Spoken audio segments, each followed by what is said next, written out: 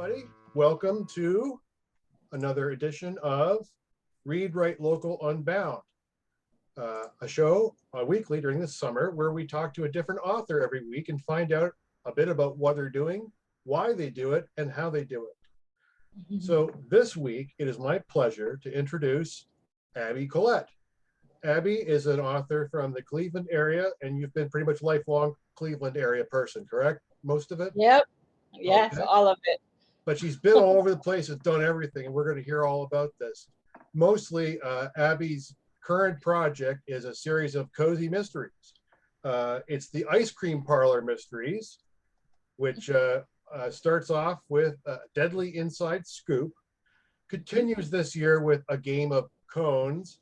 Do you come up with these titles, or is this a marketing genius? No, I have a friend that lives in California. Her name is Catherine. She's another writer. She has come up with every title. I've written maybe 30 books. Every title except for one, A Game of Cones, and that was Penguin. Okay. I'm not that clever. No, but you're sure good at cranking out books and good books, which is what we're going to talk about. Anyway, I just thought about that, about the titles, that they're so cute. And you've got a third one coming out in the new year. And that's a Sunday. Killer Sunday. A Killer Sunday. A Killer Sunday. Okay, excellent. Well, welcome to our show, Abby. Why don't you tell us a little bit about yourself and how you became a writer? Oh, I never planned on being a writer. I'm not one of those people who dreamed about it since I was 7 or 8 and kept a journal and thought of all those stories. I actually was a lawyer and I got sick and I was in the bed for about 4 years. I couldn't hardly go from my bed to the bathroom without being short of breath and heart beating rapidly. So I was pretty much bedridden. And I didn't have anything to do. My mind, was just all over the place. They didn't know what was wrong with me. I didn't know what was wrong with me. And I didn't want to think about that all the time. So I started an online magazine at first. And then my daughter, I had written a book, I don't know why, about 12, 13 years earlier. And she called and said, I found your book in my garage. And I thought, a library book? Did I leave a library book at her house? Like, no, the book you wrote. And it was all, I used to go to Kinko's. I guess it's just FedEx now. And I would get it coil bound and put a pretty clear cover. Every time I'd write 3 or 4 more words, I'd print it out and take it. And then it just slipped my mind. I never thought about it. And when she found it, I didn't have an electronic copy. And I thought, oh, this is the perfect thing to keep my mind, set on something other than my illness. And so I decided to type it. I'll make an electronic copy of it. I'll put it into the computer. And then I let people read it and they liked it. And then I figured out how to publish it. And then people said, well, when's the next book coming out? I thought, next book? There's no next book. But there have been many next books. So I just kept it up. It's so much more fun writing about murderers than defending murderers, right? So, have you defended murderers before in court? No, the only they call them, it's sort of like the special crimes unit on Law and Order. We have these, I call them elite prosecutors. They only do murder and rape. So I have had several rape trials that I had to do, and I won them. So okay, well, good on you. Yeah. So you had this book that you'd written a long time ago and bound at Kinko's. Your daughter found it, and you were rekeying it into your computer, and also running an online magazine. What was that magazine about? That magazine was just like a hodgepodge of stuff. You can actually still see it. It's still there? Yeah, I put it on this platform called, oh my gosh, what is it called? I can't remember the name of it, but if you type in Leslie Blake magazine, it's called ISSU, I think, ISSU or something like that. Oh, I remember that, yes. Yeah, so if you type in Leslie Blake, there's 2 that still pop up. My wedding issue, I did a wedding issue. And then I did one, I actually flew out to California. And so this is when I first, right when I first got sick, or no, right when after they were starting to find out things. I flew out to California And I don't know what's going on with this bright thing. Anyway, I flew out to California. My ex-husband helped me go because I had been sick and stuck in a room. And I interviewed a chef that I'd seen on TV, and I put her in the magazine. I put her on the cover. So those are the two that's still out there. You can read about them. And they was just anything I was interested in. I wrote about the blue zone where people live to be 100. I wrote about vitamin F, which people didn't know about. I did that whole wedding issue. I got one of the wedding stores close by to give me pictures of their gowns. And so, yeah, it was fun. Okay. So the book that you rekeyed, what was that about? It's called In the Beginning. I actually have a copy, but I don't, it's on the other side. I don't think I can reach it.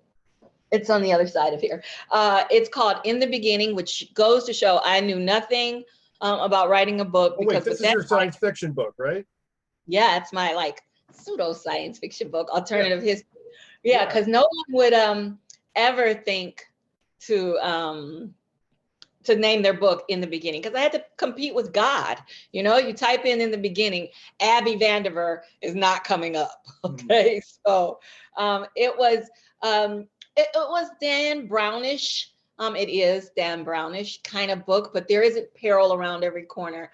No blood and guts and gore. It's about family. I always write family stories, sagas, whatever. And it's about, you know, saving the world as we know it kind of quest story. So from dark evil forces and a conspiracy to destroy everything, right? Exactly. Just like Dan Brown books. Okay. Yeah. All right. So now that I understand it, you've written what, 30 books, 34, 35? Yeah, something like that. Books and short stories. Yes. Okay. And the short stories too, which is something we'll get into, but then you started getting into the cozy mysteries, which is where you've become well known as, and you have two series that preceded the ice cream shops. You have the Logan, is it Logan or Logan Dickerson?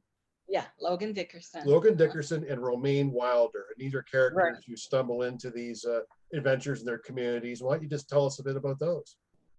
Well, Logan Dickerson, that's when I decided I can't do blood, guts, and gore. I need something else. That, you know, people complain that, you know, there was no action. So I found out about cozy mysteries. I guess I kind of, in the back of my head, knew. I always run into that question, what is a cozy mystery? It's an amateur sleuth who solves a murder mystery. Just think Jessica Fletcher and Murder, She Wrote kind of book. But the murder happens off scene. So there's nothing, you know, you usually don't see a dead body, but lately dead bodies have kind of snuck in. And no swearing, little romance, if any. And so I thought, oh, I can write that. I'm good with that. No swear words. I can do that. So that was my first try at it. And what I did was I did a spinoff of In the Beginning. That series is called the Mars Origin series. And in the book, because I had written it so long ago, the first book is set in like 1997, but I wanted to bring it to present because it was too hard for me to remember what happened in 1997. So I brought it up to the present, which was like 2013. And in the original book, the protagonist had children. So of course I had to, you know, let them grow up. I took one of the children that was in her book, in that book, and made her, that's Logan Dickerson, I made her the main character in the new book. So she was an archaeologist, and I knew she needed to solve murders. And then I hooked her up with Miss Vivi. Miss Vivi claims she is 100 years old, but she lives in the South. So her daughter says, well, it's not polite to ask anyone's age. So we really don't know how old Mother is. And they solve murders together. Miss Vivi is also a voodoo herbalist. She, you know, takes herbs and things like that, and she doesn't do too much with them. And then the next book is, I have a copy of that one. It's the Romaine Wilder series. And this is the first book, Secrets, Lies, and Crawfish Pies. And Romaine Wilder Ramsey was my nephew. And he died when he was about 18 in the 80s. We were only a couple years apart. And so I wanted to do like a tribute to him. So I took his first and middle name, but made him a woman, um, and wrote a story. So that's the one that Henry Press saw my self-published book and asked me, could you write us, another series? And that's the one I came up with. Yes, you self-published, and you've worked with the Henry Press. And now with your game of cones and Deadly Inside Scoop, you're with Penguin. Yes, I'm with Penguin. Yes.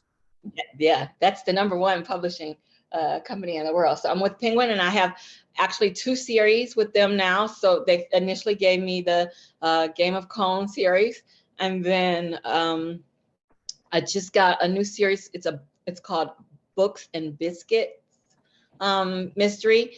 The first book will be out in November. It's called Body and Soul Food.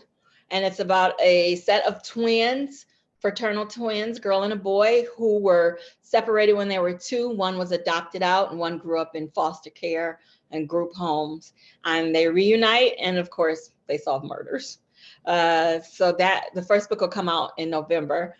And then I'm also with Crooked Lane for I have an anthology of short stories. You said we'll get to that later, but I'm with Crooked Lane on that. And I acted as agent actually for that.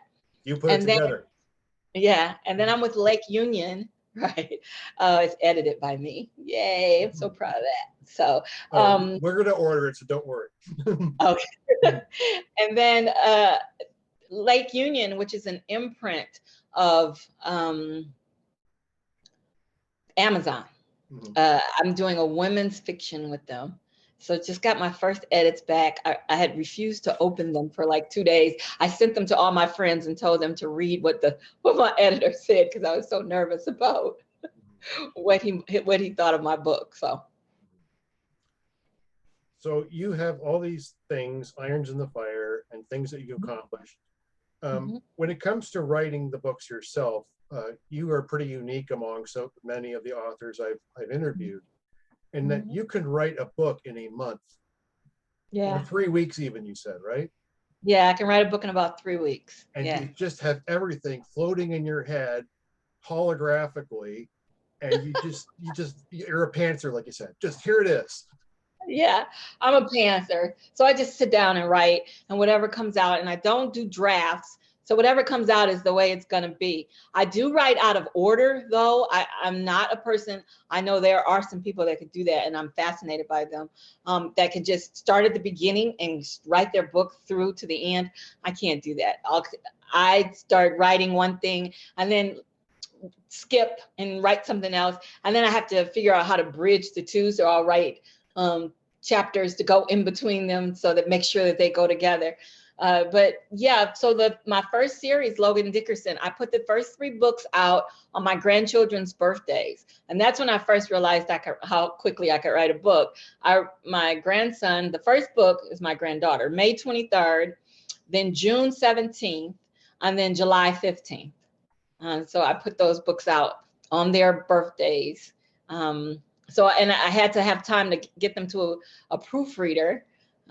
So that's when I figured, I go, oh, wow, I did that in like 3 weeks, so. Yes, and simultaneously some of it as well, obviously. So yeah, you have a lot of multitasking going on. But then again, you're obviously a very hardworking, smart, and talented woman based on your past experience. Like I said, you're a lawyer.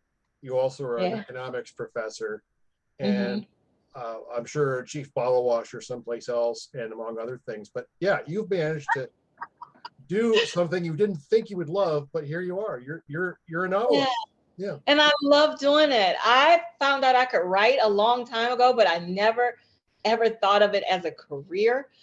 I don't know why. I just thought, well, I'm good. And so I used that knowledge when I was a lawyer to be persuasive in my writing. I knew I could write a motion that would make a judge, read it and pay attention. Probably their staff attorney, not the judge. They probably didn't read it. So that's the only way I thought I could use it. And I still don't think I'm a good writer. That's why was so nervous about opening my editor's notes. It's called imposter syndrome, Yes. where, us writers just think, this isn't good. I'm not good No, enough. I don't belong here. yeah, I don't belong here. No one's going to like it. No one's going to read it. And I still feel like that. I get so nervous. I go, and people tell me it's good. I go, are you just saying that? It's a Because I'm powerful, right here. destructive thing, imposter syndrome in everybody's life. And Yep. especially when you're a writer and you've got something that basically didn't exist at all until you came up with it. And you're wondering, is anybody going to care about this? Yeah. And lo and behold, somebody does. Yeah. And it's always lo and behold. And it's always like, wow, really? You always want people when you write a book to read a book. But as soon as someone tells me, I'm reading your book, I start sweating. I get so nervous. Like, oh my gosh, don't tell me. Don't tell me if you like. I don't want to know what you think. Yeah. I don't want to know. So, okay. One other thing I'm curious about is, I think you mentioned in our earlier discussion, is that your publishers have different ideas of what requires I'm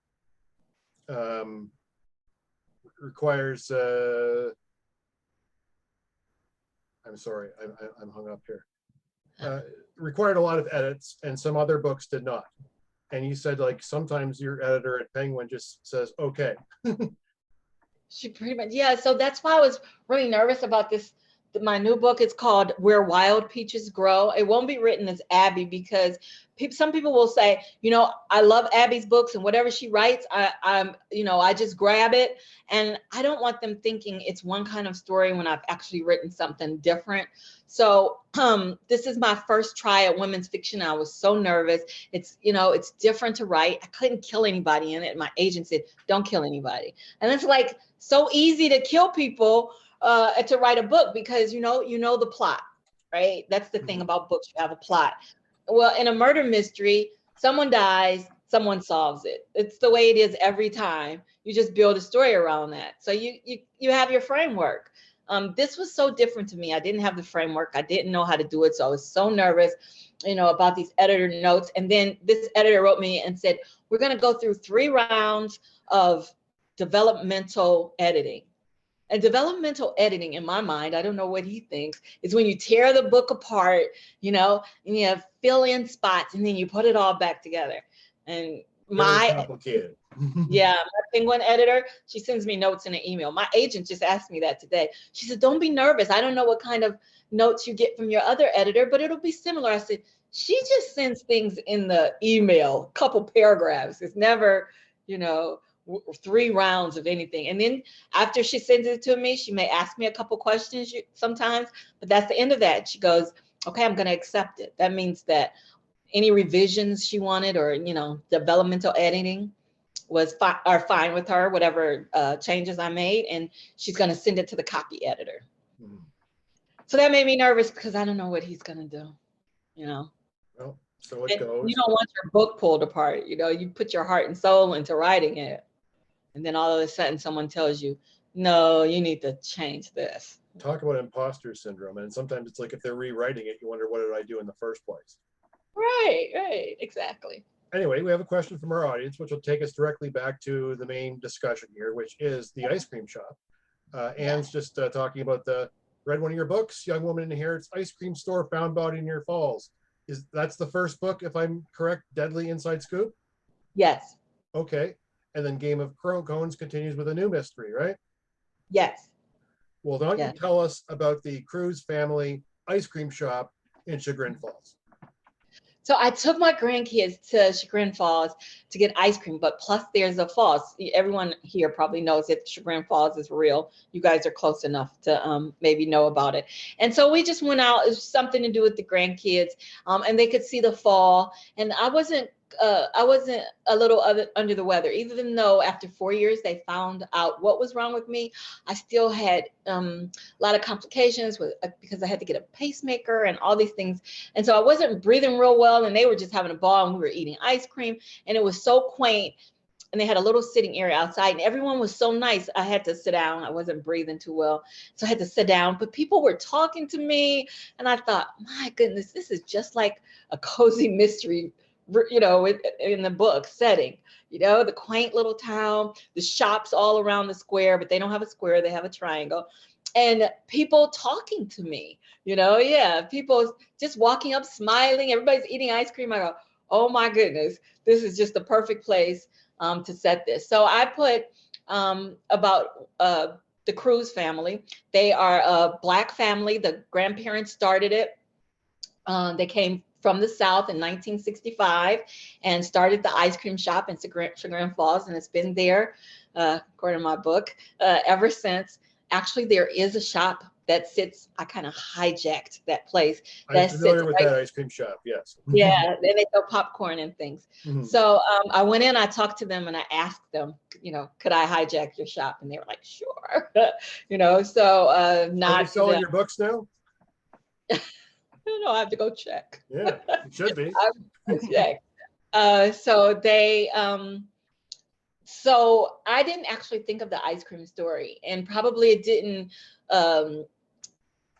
come together for me until I went there. Editor, first I submitted another cozy series, my agent did, to all these editors. No one wanted to buy that one. But one editor said, but if Abby wrote an ice cream story, I love Abby's voice, and if she wrote an ice cream story. So when I had the ice cream story in my mind, and I never wrote it. And then I went there and I go, oh, this is the perfect place. So it's a family affair, generational, has been passed down, but the grandfather is still alive. The grandmother has since passed away. And Wynn, the main character, Bronwyn, they call her Wynn for short, is an MBA. She worked in New York and she got homesick. She missed family because they're big on family. And she came home and her grandpa said, here, you manage the store. And so she uses her MBA, and she's a millennial, so she uses social media and things.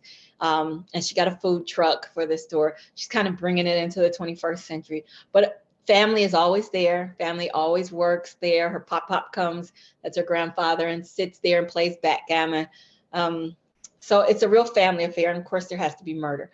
So I don't want to kill everybody in Chagrin Falls. So hopefully, and then if they give me the green light to do a 4th and 5th book, I'm going to try to kill some people, like Jessica Fletcher. She killed everybody in Cabot Cove. Who else is alive there? She had to start traveling. They can't all be tourists, no. To find more dead bodies. Yeah, I think her and the sheriff are the only ones still alive in Cabot Cove. So. Mm-hmm.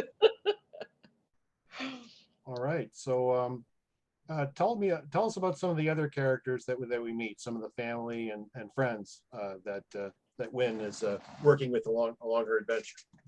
Well, there's her grandmother, even though she's not there, she's not a ghost, but Wynn speaks of her often and thinks of her and tries to follow her recipes and remember times that they shared together. And then her grandfather is there, and she goes every morning because she walks to work every morning. She stops at her pop's house, 5 o'clock in the morning. He's up. He just needs scrambled eggs, a cup of coffee, and a newspaper, and he's good for the day. And she spends a little time with her grandfather every morning. She has a father and 3 brothers, and they're all in the medical field. Her father's an orthopedic surgeon, and her 3 brothers are in the medical field somehow. So you don't see much of them, but her mother, Albie, you see Pop, but you don't see her father and her brothers. Her mother, Albie, is a retired school teacher, and so she now comes to work there, but she's not really on payroll, and she's not required to be. So she likes yoga classes, and she does something that I do. So I steal personalities from people. That's why I try to make my characters real. I take a little bit of people's personalities that I know, and I put them in there. So she's a little like me. Albie is, Wynn is too. But Albie, when she's upset, she goes and sits in parking lots, and I do that.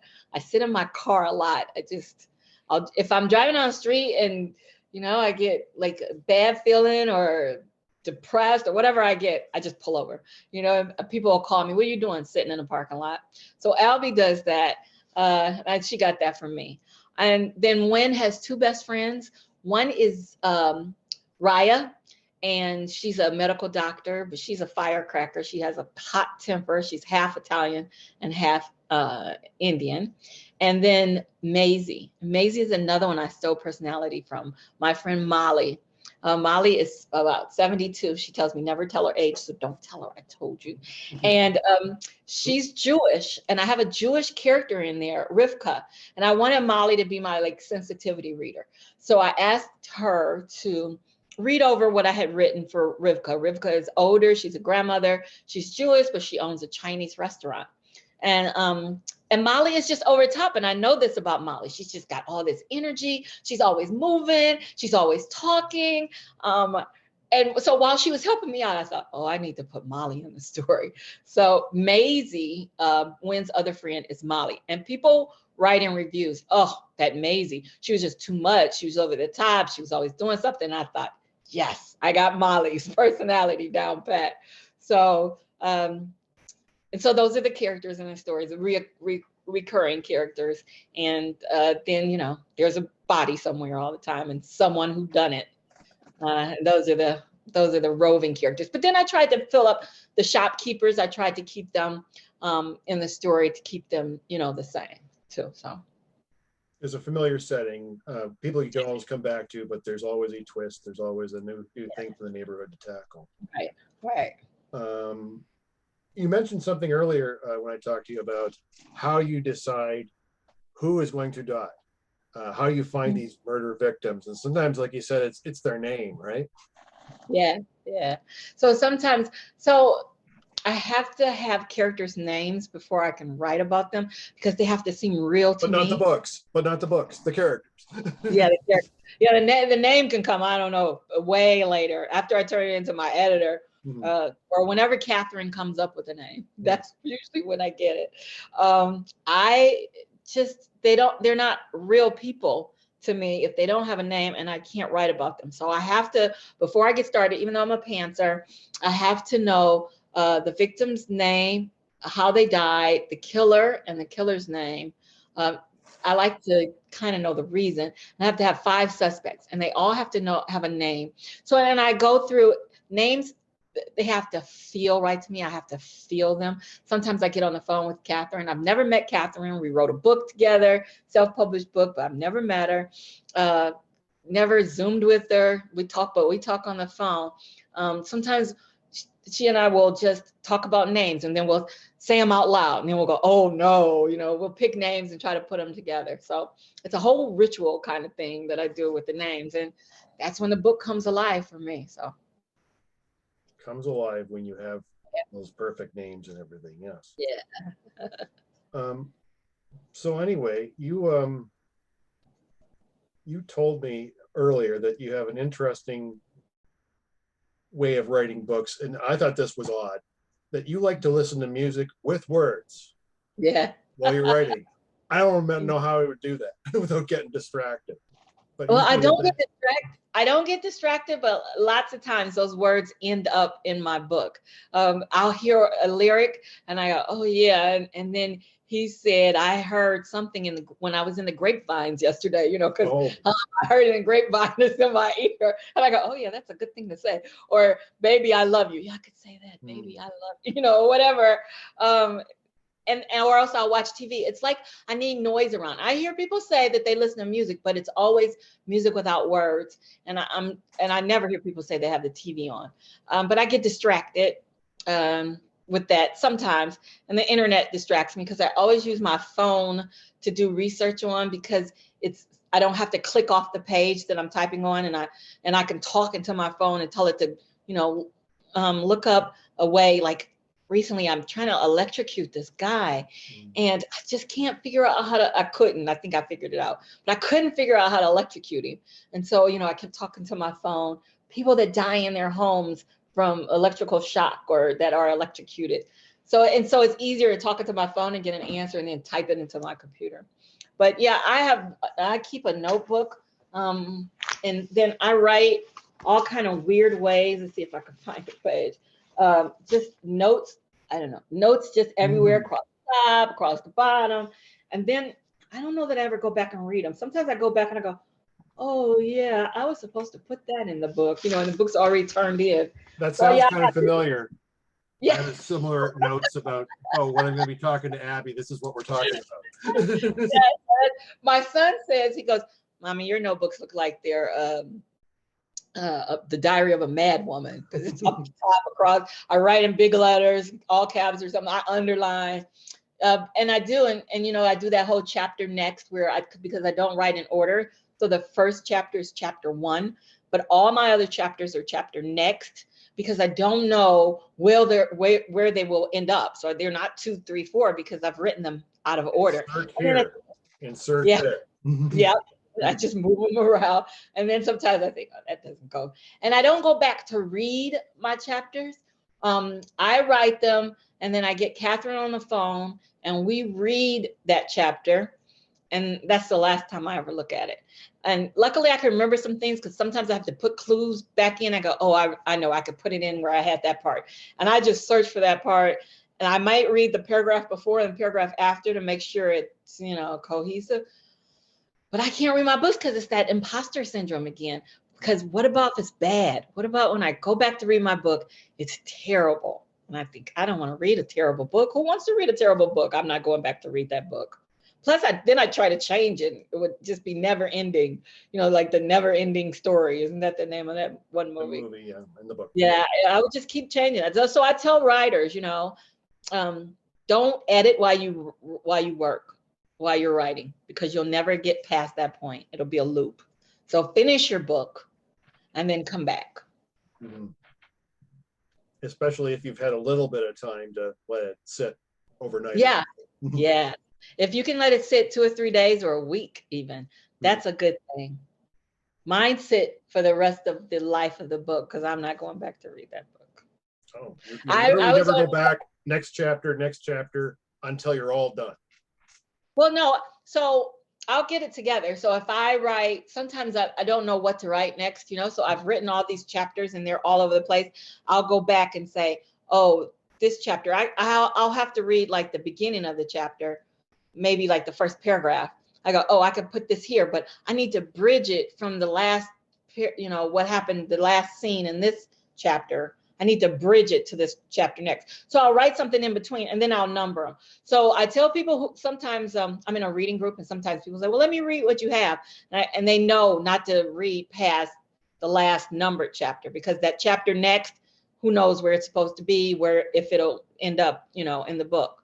It will end up in the book, just we don't know where. So I'll go back and number them after I know that that's the order. So sometimes I'll have chapter 1 through 4, but I've got 16 chapters, you know, it's just, I know those 4 are where they're supposed to be.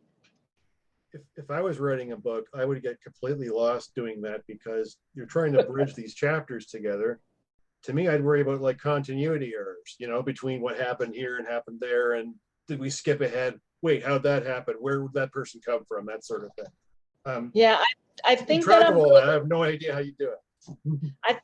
People have called me the logic czar, because I think because of my legal background, I'm very logical about how things go. So I don't ever, I shouldn't say this, but I say it this way. So I haven't so far ever had any like logic gaps or plot holes or anything, because of my legal background. You know, you don't know which client is going to walk into your office, the one that's for whatever the situation is or the one that's against it. You have to know how to argue well both sides. So I kind of do that with my books. I have to know, you know, I always tell my Catherine, I said, you have to think about the logical conclusion of what you're saying, what you're writing, how it works, you know, what would happen from that point on.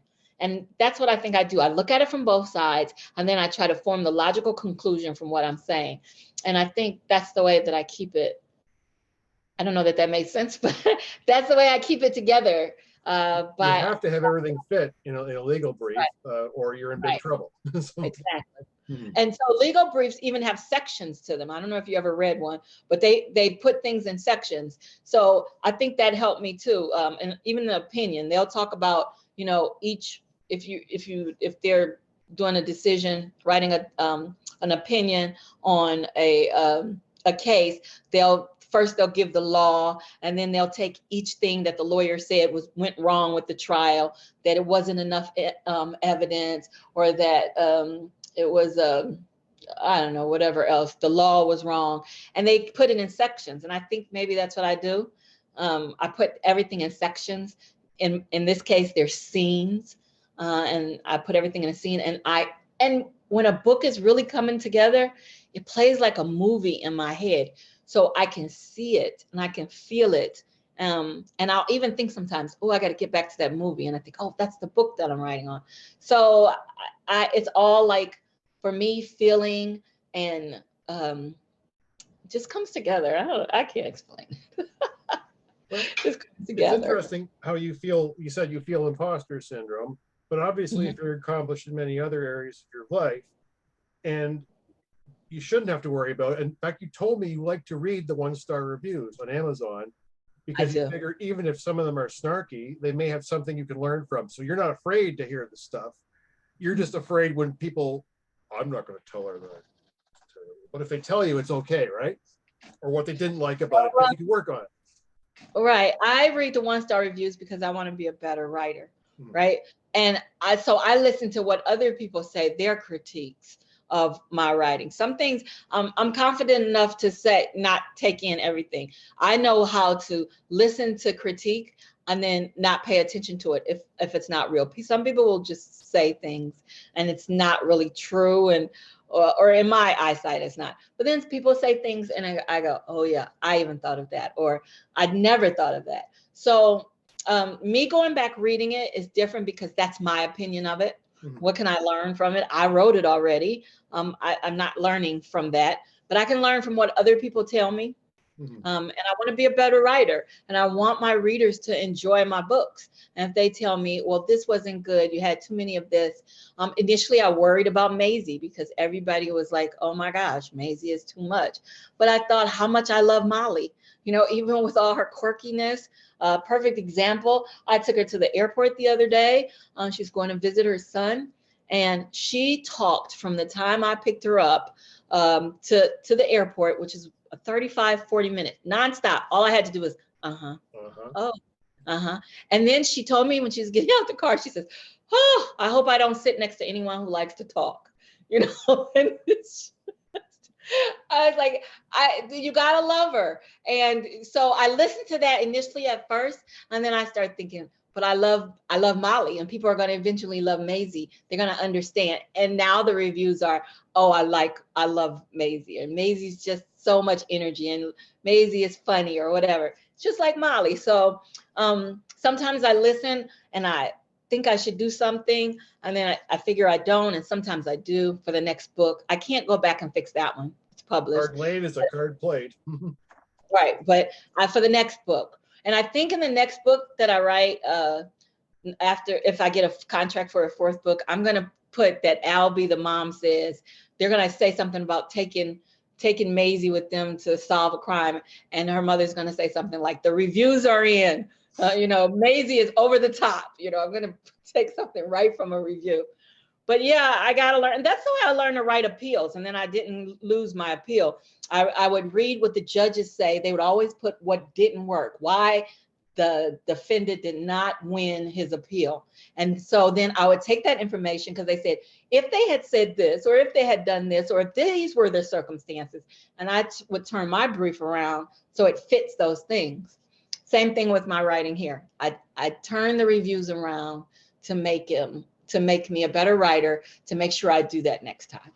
So whatever you do in your life, just pay attention to the critiques, pay attention to the feedback, because you never know what you're going to learn from it to do it better next time. You can't sweat too much over what you already did. It's just keep going.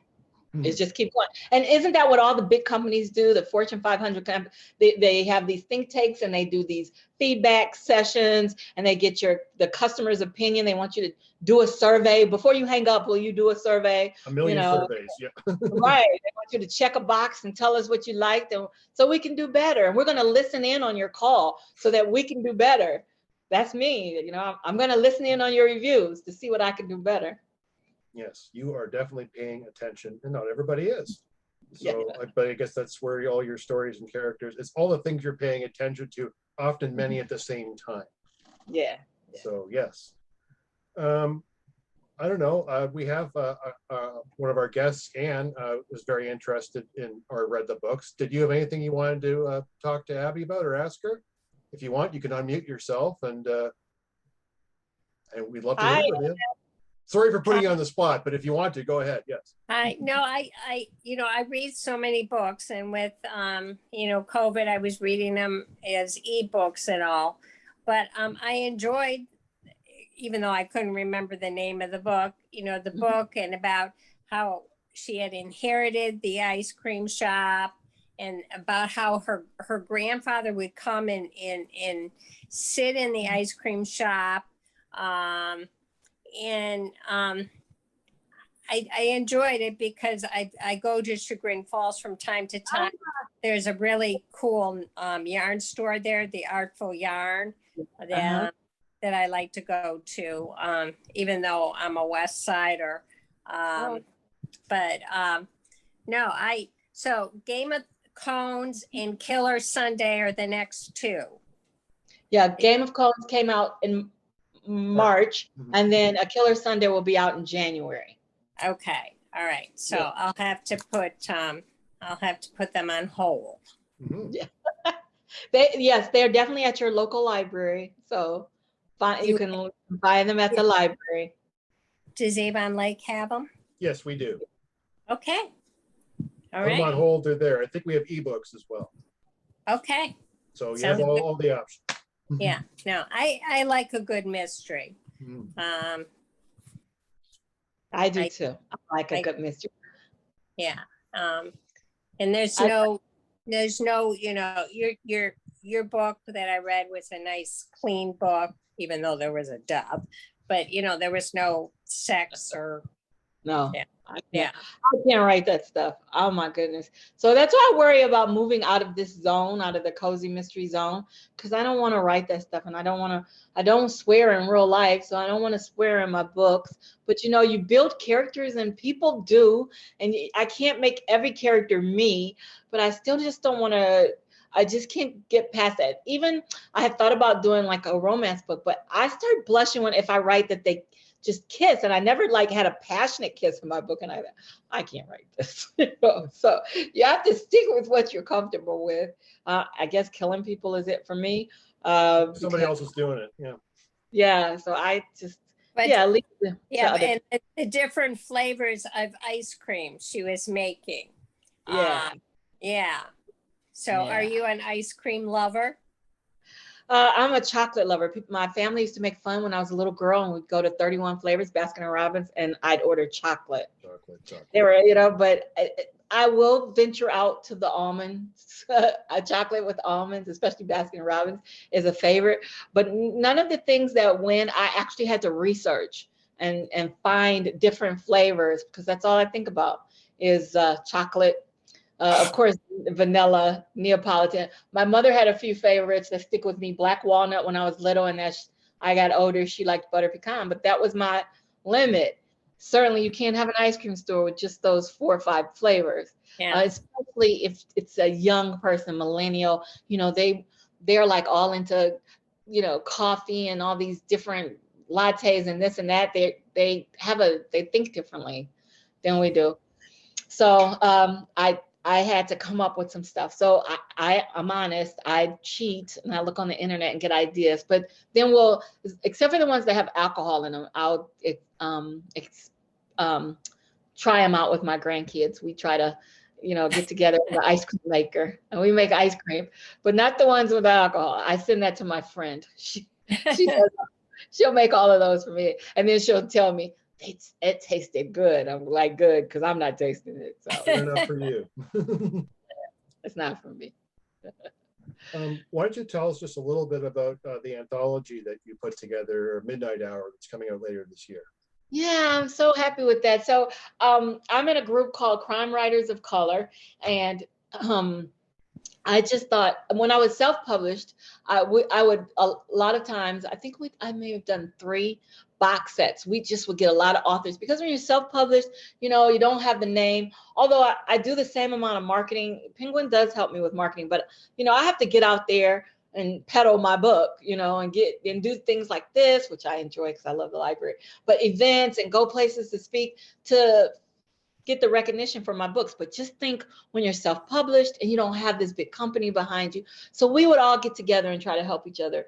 I've done a box set that had up to 25 authors in it, and we'd sell all these stories for 99 cents, you know? So when I got into this group and we were all crime writers, I thought, oh, that would be good to do that again. And I remember saying, you know, maybe we'll try to be traditionally published. And a few of them hadn't ever been published traditionally or self-published. And I go, but if not, I know how to self-publish a collection of books, and we'll just do it that way.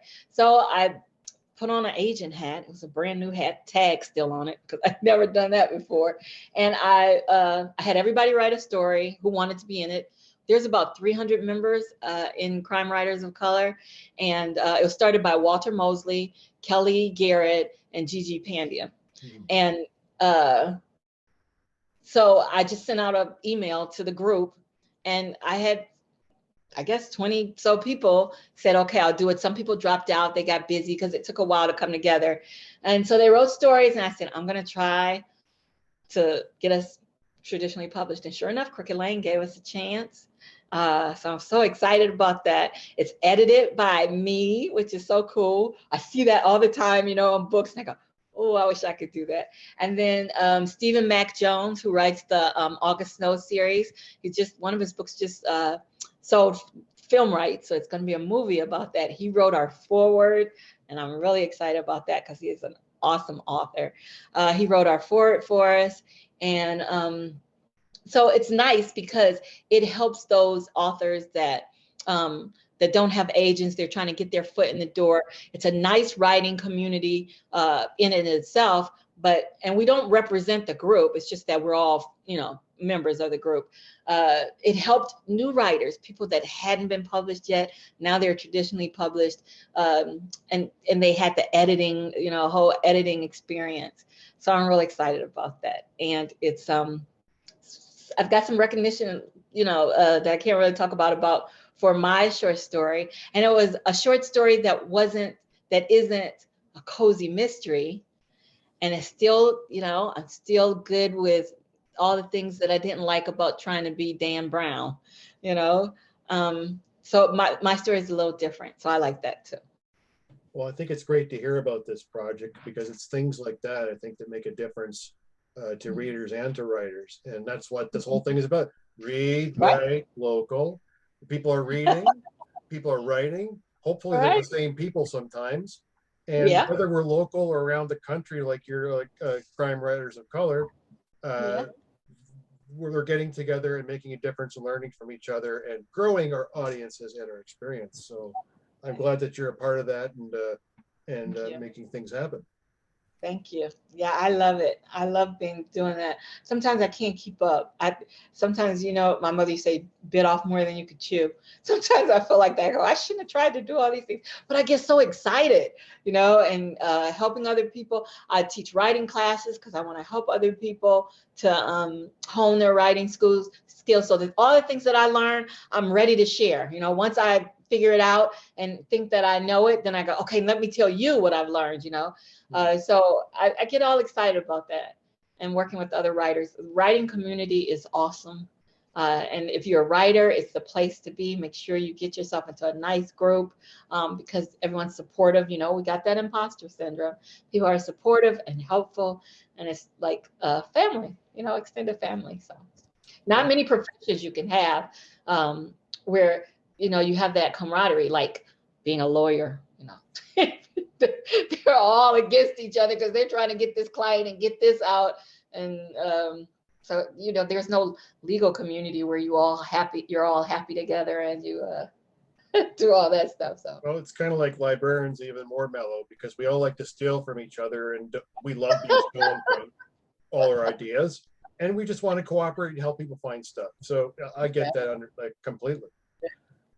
I also wanted to just say or ask Anna, do you have any more questions or comments? Because we're probably going to wrap up soon. But no, but I do remember there was another local author. I think her name was Logan Daniels, and she used to write stories about like in like cemeteries and local areas. And then she went on to do a whole different series, and she did it under a different name.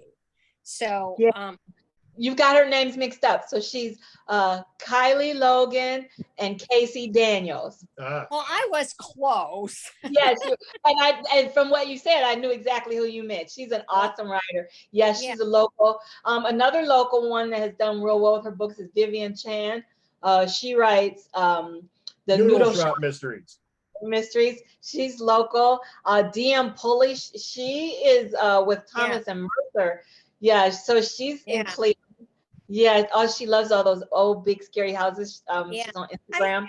I think it's fun to read a book where you know where the places are that they're talking about. There's also that male mystery writer that sometimes you'll be driving through Lakewood in one of his Roberts. Yes. Robert. Oh, I'm so glad you're on top of the game. Wes Roberts, all Cleveland based. Yeah. I like that too. That's why I try to put in street names in A Game of Cones. You know, there's Euclid Avenue in there. I talk about the streets that's in Chagrin Falls, even if they don't really meet. I picked real streets. I did that in my first series too, because she teaches at Case Western Reserve, and so they walked around University Circle. She walked in University Circle. She lived in Cleveland Heights. So I try to put those things. She went to Parma to do something. I can't remember what it was, and someone wrote for me from Parma. They were like, I read that, and I'm like, that's where I live. So it's always nice because it makes you feel closer to the book. So I try to do that. But in my other books, I made up cities where they were, but I would put them in close proximity to other places that were real so that people could get a feel for them. Well, I think that's just wonderful that a lot of these books, as you say, they make you feel it's a magical connection between an imaginary world and a real one. And it makes your world bigger. So, and I wanted to let you know, if you didn't already, Anne, that all of our local author books have stickers on them. So you can spot them when you go down fiction or mysteries. It'll make it easier for you to find those. That's really cool. I can't wait to come back to the library. It's going to be cool. And I also wanted to mention that you're going to be seeing a lot more of Abby in our area very soon. She's going to be the guest of honor at Lorain County Reads, which is going to be an event held at the LCCC. Of course, I don't know the exact date, but I believe it's in October. October 6th. October 6th, and then not to be confused, on November 6th, or do we have these mixed up? I'm sorry. Oh, wait, Herrick, that's Herrick Memorial Library. So that's not it. I don't know. That's another one. I have to figure that out when that is. Yeah, I know. So I could Google Lorraine Reads. I remember I went there once, and I listened to the fella that wrote the books about. I'm having a senior moment about the young girl in Bay Village that was kidnapped and killed. That was 2 years ago. Yes. Yes. We do them every 2 years, and now it's Abby's turn. Okay, so we think it's October 6th, or is it November 6th? Well, I do know where she is in November 6th, and that's at Avon Lake Public Library as part of our Read Write Local in-person event. So she'll be one of the many authors coming that you can meet and buy her books and get them signed. Okay, so maybe October 6th is LCC. I wish, I'm an idiot. I don't know the date for that one right now, and I'm going to sound like one. Well, don't call yourself an idiot. I can't even come up with people's names. McCollivick, and I think the guy's name was Renner, maybe. No, James. Yeah, I know the name now. Yes, he's a journalist and wrote a lot of investigative sort of books. Yeah. So okay. Yeah. We'll get this together. We'll get it together. And we'll all be there. So we'll all be there. And yes, November 6th at Avon Lake Public Library. And I should let you know that, I've been talking to Abby about maybe coming back sometime in the new year. maybe teach a bunch of people how to write a novel the way she does. I'll be Good luck. happy to do that. That'll be fun. Yeah. Looking forward to a lot more of Addie. So for that, I'd like to say thank you very much for joining us this evening. I'm happy to be here. Thank Well, you. thank Reader you, Books, Abby. thanks for coming and to join us as well. And this has been Read Write Local Unbound. I'm your host, Jerry, for Avon Lake Public Library. And we'll see you soon with even more. So have a good evening.